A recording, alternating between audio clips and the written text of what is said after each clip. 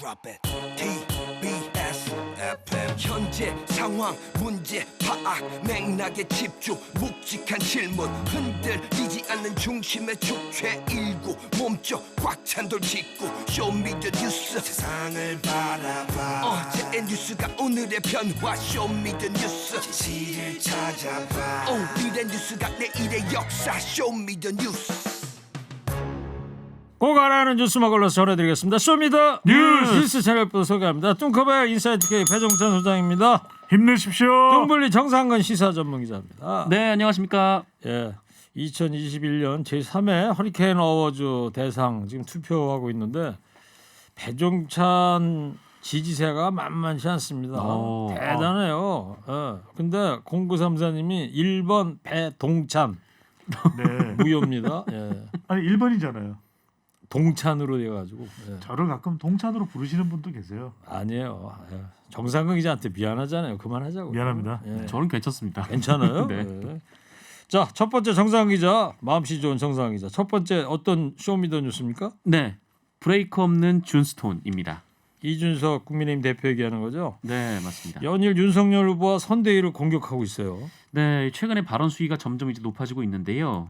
특히 그 일요일에 발표된 이 연합뉴스와의 인터뷰에서 뭐라고 했냐면 이 배트맨 윤석열 대 이 조커 이재명 이 구도로 선거가 치러져야 되는데 이게 안 됐다라고 얘기를 했습니다. 그게 뭔 말이죠? 뭘 비유한 거예요? 그러니까 영화 이제 다크나이트를 그러니까 얘기를 한 건데요. 배트맨과 조커. 네, 그러니까 악당인 조커 그리고 그 악당을 응징하는 배트맨 윤석열 이 구도로 가려고 했는데 그게 안 됐다라는 것이죠. 그러면서 그 이유를 뭐라고 했냐면 윤석열 후보가 배트맨이 돼야 되는데 이 고담시 경찰국장 정도였다. 그러니까 아무런 힘도 이제 능력도 없었다. 이렇게 혹평을 한 겁니다. 그리고 뭐 그 이전에도 그 윤석열 후보에게 알랑거리는 정치를 하지 않겠다라거나 또 득표 전략도 또 간표 전략도 없다라며 비판을 이어갔고요. 그리고 그 어제는 이 안철수 국민의당 대표를 지지했던 김민전 경희대 교수가 이 선거대책위원장에 합류하자 이 공개 회의에서 자신이 반대했다는 점을 명확하게 기재를 해라 또 이렇게 요청을 하기도 했습니다. 네. 어제 오전 회의에서 윤석열 후보가 제3자적 평론가는 되지 말아달라 또 이렇게 했는데 거기에 굴하지 않고 계속 뭔가를 하고 있어요. 오늘 윤석열 후보가 오전에 있었던 목동에서 있었던 그 방송기자클럽 초청 토론회에서 이준석 대표에 대해서 한마디 했는데 들어보겠습니다. 네. 논평가적 입장에 서지 말고 문제를 해결하는 입장에 다 되자고 하는 것은 어떤 특정인을 거명한 것이 아니고 우리가 내부적으로 서로 쓴소리하고 건의해야 될 얘기와 또 공개적으로 할 얘기를 좀 명확하게 좀 가려줬으면 하는 그 이준석 대표는 제가 경험한 바로는 참 대단한 능력을 가진 분이기 때문에 자기가 해야 될 역할 잘 하실 것이라고 저는 믿습니다. 그 뭐 윤핵관을 어떤 한 분은 지목을 했는데 그분은 이미 벌써 제 곁을 떠난 지가 한참 된 분이고 윤핵관은 없습니다. 네, 윤석열 후보가 또 본인 발언에 대한 취지를 설명했어요. 네, 이준석 대표는 또 역할을 또 잘 알 것이다. 그리고 이제 이 평론가라고 한 것은 이준석 대표를 지칭한 것은 아니다라고 이야기를 했습니다. 이제 방송기자클럽 토론회에서 방송에 나가는 국민의 관계자들이 많기 때문에 공개적인 자리와 비공개적인 자리에서 가려서 말을 해달라 이런 요청이었고 일반적인 이야기지 이준석 대표만 향한 게 아니었다. 그렇습니다. 근데 그런 발언에 대해서도 이준석 대표가 또 반응을 한 부분이 있죠. 뭐라 그랬어요? 어떻게 조언을 하는 것을 조언조차 못하게 하느냐. 조언조차 가려서 해야 되는 상황이 된다면 그게 더 문제가 아니냐라고 이야기를 했고 특히 이제 이 방송기자클럽 초청 토론에서 이준석 대표하고 갈등을 더 원하지 않는다. 이준석 대표가 그 역할을 자신의 역할을 잘 알 것이다. 알아서 잘해달라 이 이야기인데 그러니까 잘 못하면 이준석 대표의 본인의 입지는 상당히 좁혀질 것이다. 입지가 또 상당히 위축당할 것이다. 라는 것도 암시하는 것이겠죠. 김종인 선대위원장도 애둘러서 경고했죠. 네, 비슷한 얘기를 했습니다. 일단 오늘 이 중앙일보 인터뷰가 보도가 됐는데 이 김종인 위원장이 이런 얘기를 했습니다. 이 당의 최고 책임자인 이준석 대표가 참을성이 있었다면 이 선대위직 사퇴 등 불상사가 생기지 않았을 것이다라고 얘기를 했고요. 그러면서 이번 대선에는 윤석열 후보뿐 아니라 이준석 대표의 정치적 생명도 달려 있다. 네, 이렇게 한마디를 했습니다. 뭐 앞서도 비슷한 얘기를 한 적이 있는데요. 다만 내년 대선이 잘못되면 이 당의 부정적인 낙인이 찍혀서 이 지방선거나 총선도 희망이 없다라고 했고 이준석 대표가 현명하게 판단할 것이다 이렇게 얘기를 하기도 했습니다. 네. 그런데 정상 기자, 네. 그 초선 의원들하고 이준석 대표가 내일 끝장 토론을 한다는 거 아니에요? 맞습니다. 오늘 이준석 대표를 찾아가서 초선 의원들이 면담을 했는데요. 이 초선 의원들은 그 이준석 대표에게 이 현재 당내 갈등 상황에 대한 이 자중을 요청했다고 하고요. 그리고 어제 이 초선 의총이 있었는데 여기서 일부 초선 의원들이 대표 사퇴를 주장한 것으로 알려졌는데 이 여론도 전달을 했다 이렇게 전했습니다. 그리고 말씀하신 대로 내일 중에 다시 한번 이 초선 의총을 열고 여기에 이준석 대표를 초청해서 토론을 벌이자 이런 요청을 한 것으로 알려졌고요. 당 대표 퇴진까지 포함한다는 거 아니에요? 의제 속에? 뭐 그런 주장을 하는 초선 의원들이 있다라고 이준석 대표에겐 전달한 상태라는 거죠. 그래서 이준석 대표도 이 토론에 이제 응하겠다라고 입장을 밝힌 상태라고 합니다. 네, 다만 이제 이준석 대표가 그 어제 라디오에서 이런 얘기를 했는데 이 초선 의원들의 스펙트럼이 굉장히 다양하다라고 했고요. 일부 성급한 분들이 사퇴 언급을 한 걸로 알고 있지만 그게 도움이 안 된다는 건 당의 구성원들이 모두 알고 있을 것이다 이렇게 얘기를 하기도 했습니다. 네, 이 대선 전국에 들어서면서 텔레비전 인터뷰보다도요 라디오 인터뷰가 더 가치를 바라고 있지 않습니까? 그렇죠. 예. 라디오의 힘이죠. 네. 그 이준석 대표 얘기 여기까지 하는데 그 김종인 위원장이 선대위를 앞으로 내가 적극 통제하겠다 이런 얘기를 했어요. 칼을 빼들겠다 이런 이야기를 했습니다. 그러니까 너무 당 내에 지금 분란이 많다 보니까 사실상 경쟁력이 안 생기는 거죠. 윤석열 후보 지지율에도 타격을 받고 있다 보니까 그런 이야기를 했고 실제로 김종인 위원장이 얼마나 답답했으면 눈을 감고 답답해하는 팔짱을 낀 그런 표정의 사진이 이 게재될 정도로 김종인 위원장도 사실 상당히 난감한 그런 상황인데 중앙일보와 인터뷰에 이런 이야기를 했습니다. 윤석열 후보의 말에 영향을 미치는 소위 주변 사람을 통제하기 위해서 지금부터 내가 김종인 위원장이 달라질 것이다. 이런 발언까지 했습니다. 그래요. 김종인 위원장이 뭐 실제로 칼을 빼들고 그러지는 않았죠. 그 뭐 지금 뭐 굳은 결심을 했다. 뭐 외구가 이런 거죠. 쳐들어온 건 아니니까요. 네. 네. 그러니까 칼을 갖고 다니는 건 아니잖아요. 안 되죠. 위험하죠. 홍준표 의원은 이준석 대표 또 옆에서 업무 사격에 나섰습니다. 아니 왜 그래요? 우리 이준석 대표인데 이런 분위기입니다. 그러니까 이준석 대표에 대해서 옹호하는 또 움직임에 나섰는데 어제입니다. 자신의 페이스북에 이준석을 핍박하면 대선은 물 건너간다. 윤석열 후보 포용하시오. 이준석 대표를 이런 이야기를 했고 상당히 여론조사에 대해서 민감한 반응을 쭉 그동안 많이 보여왔던 것이 이 홍준표 의원이거든요. 근데 여러 여론조사를 인용하면서 지금 여론조사 결과 보니까 윤 후보 어려워요. 이준석 대표를 포용해야 돼요. 핍박하면 대선 물 건너가요. 이렇게 페이스북에 올렸습니다. 네, 성대모사하려면 좀 제대로 해주시고요. 네. 유튜브로 까망이님이요. 아까 배트맨 조커 얘기했더니 네. 저 배 수장님 까만 외투 보니까 배트맨 같다는데요. 네네. 배가 많이 나왔죠. 자, 이 와중에 아니 배트맨 같다고요. 배가 배트맨요? 나왔다는 뭐 이렇게 자격지심 있으세요? 배 터질 것 같아요. 그래서 배트맨. 자, 정상 기자. 이 네. 와중에 말이에요. 가로세로 연구소가 이준석 대표 관련 의혹을 제기했어요. 네, 어제였는데요. 그 이준석 대표가 이 박근혜 정부 시절 한 기업 대표로부터 성상납을 받았다 이런 주장을 했습니다. 과거 박근혜 정부 시절에 이 대표적인 창조 경제 기업으로 꼽혔던 그 ICT 업체 그 아이카이스트라는 업체가 있는데 이 업체의 김성진 대표에 대한 이 대전지방검찰청 수사 기록에 이준석 대표에 대한 성상납 진술 기록이 있다라는 겁니다. 이 김성진 대표가 그런데 이 수백억 원대의 투자금을 받아서 가로챈 혐의, 그 사기로 지금 징역 9년을 확정받은 인물이거든요. 그래서 일단 뭐 이 현재 가로세로 복역 중입니까 그러면? 네네 그렇습니다. 일방적인 좀 주장이어서 네 아직 뭐 그 실체는 좀 나오지 않고 있습니다. 이준석 대표가 이거에 대해서 법적 대응을 경고했어요. 강하게 대응을 할 것이다. 허위 사실에 강하게 대응을 할 것이다. 그러니까 성상납 사실이 아니다. 성상납 의혹이 전혀 사실이 아니다라는 것인데 바로 오늘 BBS 불교 방송에 출연을 했습니다. 그래서 가로세로 연구소의 성상납 의혹 제기에 대해서 전혀 사실이 아니고 그리고 찔금찔금 순차적으로 할 것이 아니라 자료를 내가 모으고 있다. 사실관계를 확인 중에 있고 당 대표직을 수행하다 보면 이런저런 공격을 많이 받게 되는데 사실관계에 따라서 대처하면 될 것이다. 큰 문제는 안 될 것으로 봤습니다. 알겠습니다. 자, 두 번째 쇼미더뉴스 배 수장님 뭐죠? 또 터진 김건희 리스크입니다. 예. 자, 또 터진 김건희 리스크. 네. 어떤 내용이죠, 이게? 네, 이제 관련해서는 이 국민대 임용 과정에서 있었던 일인데요. 이 김건희 씨가 이력서에 한국 폴리텍 대학 부교수 경력을 기재한 바 있습니다. 그런데 이 이력이 허위라는 거고요. 네. 한국 폴리텍 대학은 이 김건희 씨가 이 당시 이제 그 적었던 이력서에 나와 있던 그 기간 동안에는 부교수가 아니라 시간 강사였다라고 이제 밝혔습니다.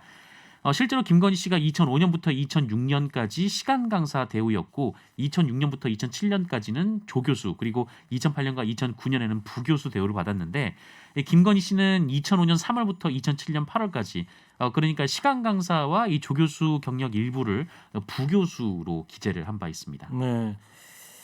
이 석사 논문 표절 의혹도 터진 것 같은데 어제 JTBC 보도에 보니까요. 네, JTBC가 이 카피킬러라는 이 논문 표절 심의 프로그램이 있는데 이 프로그램에 이 김건희 씨의 이 석사 학위 논문을 돌려보니까 표절률이 42%가 나왔다. 네, 이렇게 보도를 했습니다. 네. 연합뉴스도 이제 같은 프로그램을 돌렸더니 22%의 표절률이 나왔다. 이렇게 보도를 했는데 이 대체로 학계에서 그 20%를 넘기면 이 심각한 연구 부정으로 간주를 하고 있습니다. 그래서 JTBC가 이 과거 논문으로부터 그 연속적으로 6개 단어 이상 베낀 문장들만 표시를 해보니까 48페이지 중에서 43페이지에 이 표절 정황이 있었다라고 하고요. 전체 382개 문장 중 250개 문장이 같거나 비슷했다 이렇게 네. 지적했습니다. 카피킬러라는 그런 프로그램이 있나 보죠. 네, 최근 논문 이 표절 프로그램으로, 여부를 저 심사하는. 네, 하고 있습니다. 예. 있습니다. 그게 이제 학위 논문을 제출하기 전에도 논문 작성자들도 이제 스스로 돌려보기도 하는 그러면 거죠. 컴퓨터 안에 있는 프로그램이에요. 그렇습니다. 이제 비슷한 표현이나 이런 것들을 네. 많은 데이터베이스와 이렇게 상호 검증을 통해서 이제 밝혀내는 역시 뭐 그런 빅데이터 전문가시니까 잘 아시는구나. 배 수장님, 그 네. 김건희 씨가 일요일 날 사과를 하고 나서 네. 국민의힘 쪽에서는 이 지금 나온 이 관련 의혹에 대해서 이제 사실 무근이다 이러지 않았어요? 그렇습니다. 14쪽의 자료를 배포를 했는데 그 자료를 보면 대체적으로 의혹들이 사실 무근인 것도 많다. 이렇게 이제 해명을 하고 있는데 이게 그래서 저는 아쉬운 겁니다. 그러니까 일요일 날 기자회견을 할 때 7분 정도 해명을 할 것이 아니라 질문을 받고 본인이 이 부분을 해명을 하면 되는 것이거든요. 그런데 14쪽 자료를 유권자들이 일일이 찾아서 이 김건희 씨가 이전에 제출했던 지원서나 경력 기록 내용과 함께 대조해 보면서 확인을 했냐 그게 아니거든요. 네. 그러니까 계속해서 그러면 꼬리에 꼬리를 물 수밖에 없는 것이니까 이 의혹의 해명은 충분해야 되는 겁니다. 예. 그날 2시간이든 3시간이든 질문을 받고 답변을 하는 시간이 있었어야 했던 것이죠. 예, 허위 경력 뭐 의혹 이런 거 많은데 논문 네. 표절이고 조국 전 법무부 장관이 한마디 했더라고요. 그러니까 조국 전 법무부 장관이 무슨 이야기를 했냐면 이 김건희 씨의 1999년에 석사 논문이 22년 전의 일이잖아요. 그런데 이것에 대해서 크게 문제 삼지 않는 이 보수 그러니까 국민의힘 태도에 대해서 본인의 논문인 32년 전 1989년도에 조국 전 장관 논문 표절 의혹이 있다. 이걸 제기했었거든요. 그러니까 조국 전 장관으로서는 아니 많이 바라지도 않는다. 똑같이만 해서 검증을 해달라. 이런 의견을 아쉬움을 푸념을 이 본인의 SNS에 올렸습니다. 네.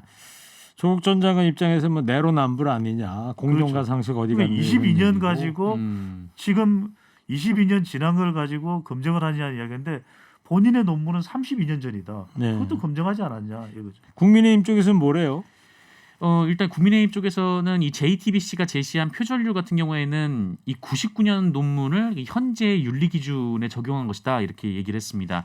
그러니까 숙명여대 연구 윤리 규정이 처음 제정된 게 그 2007년인데 이 논문은 이제 1999년에 작성된 논문이라는 것이죠. 그래서 그때는 이 각주 표기에 대한 정확한 기준이 없어서 지금의 기준으로 그때의 논문을 판단해서는 안 된다 이렇게 주장을 하고 있습니다. 알겠어요. 자, 그리고 어제 윤석열 후보가 이 성남 대장동에 가서 국면 전환을 시도를 했는데 현장에서 있었던 윤석열 후보의 이야기 한번 들어볼게요. 이재명 성남시장과 그 측근 윗선 세력을 보호하기에 바쁜 면죄부 수사가 두 분의 실무자를 절망의 나락으로 밀어버렸습니다.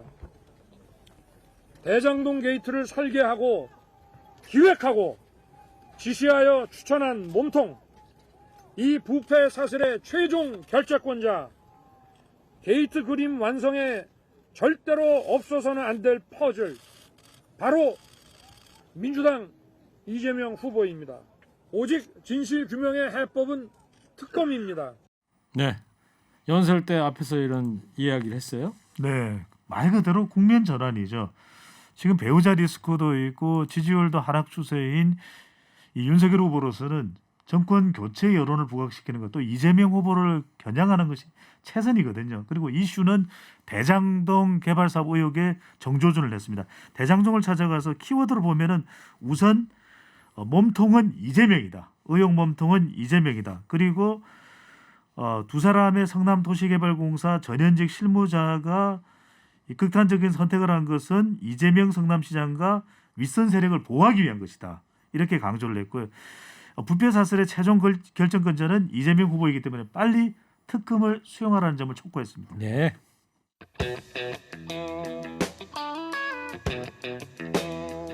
자, 세 번째 쇼미더뉴스 정상환 기자 뭐죠? 네, 세 번째는 이재명은 아들 리스크입니다. 예, 이재명 후보 아들 입시 또 얘기가 국민의힘 쪽에서 얘기 나오는데 어떤 얘기입니까? 네, 국민의힘에서 계속 문제를 제기하고 있는데요. 그 이재명 후보 아들이 이 성남의 고등학교를 졸업하고 이 삼수를 했고요.